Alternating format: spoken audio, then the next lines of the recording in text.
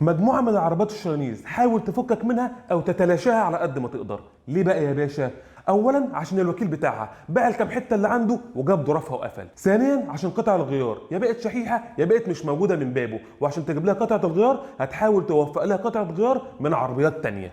تالت حاجه عشان اعاده البيع، يا اما العربيه دي هتقعد في حجرك ومش تتباع يا اما هتبيعها بتراب الفلوس. العربيات دي بقى يا باشا زي ايه؟ عندك الشانل في 101 ودي من 2010 2011 ودي اخدين شكلها من المازدا 3. عندك الجريت وول بيري ودي من 2008 ل 2010. عندك الليفان 620 ودي من 2008 ل 2011 ودي حاولوا يقلدوا وش البي ام الاي 90 بس ايه قلشت منهم شويتين ثلاثه، ومع ليفان راحت فلوسك يا غلبان. وعندك المهندرا سكوربيو من 2008 ل 2014، وعارف ان العربيه دي هندي مش صيني بس العربيه دي سوقتها زي ما يكون راكب جرار زراعي بالحرف. وعندك الهاوتاي الاي 25 ودي من 2016 ل 2019. وعندك الساويست كريستالا من 2014 ل 2015 ودي اخدين شكلها بالحرف من الماتسوبيشي رانسر الكريستالا. وعندك من مجموعه الجيلي بقى الجيلي فروتا ودي من 2004 ل 2006 ودي شكلها جايب شويه على جولف. واخيرا وليس اخيرا بقى الجيلي كوبي ودي من 2003 ل 2006 والعربيه دي اساسا ايام ما كانت بتتباع زيرو ما كانش ليها قطع غيار.